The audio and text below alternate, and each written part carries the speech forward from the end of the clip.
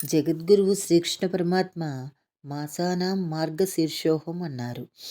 లక్ష్మీనారాయణ స్వరూపమైన ఈ రూపంలో ప్రతిరోజు శుభప్రదమైనది. తొలి రోజు కార్తీక మాసమంతా వ్రతాలు చేసిన వారు పోలిని స్వర్గానికి పంపించుట అనగా నదీ స్నానం చేసి దీపాలు వదులుటతో ప్రారంభమవుతుంది.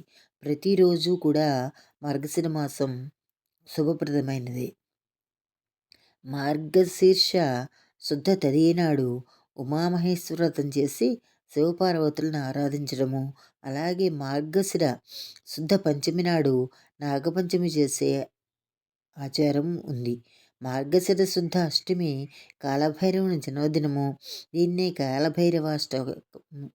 కాలభైరవాష్టమి అంటారు. మార్గశుద్ధ ఏకాదశి శ్రీమద్ భగవద్గీత లోకానికి అందించిన రోజు. దీన్నే వైకుంఠ ఏకాదశి లేదా మోక్షద ఏకాదశి, సౌఖ్యద ఏకాదశి అంటారు. మార్గశిర శుద్ధ ద్వాదశి అని మత్స్య ద్వాదశి అంటారు.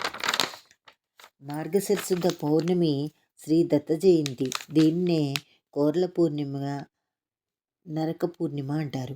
మార్గశిర మాసంలో వచ్చే గురువారము అంటే లక్ష్మీవారం నాడు లక్ష్మీదేవిని పూజిస్తే సకలైశ్వర్యములు కలుగుతాయని నమ్మకం.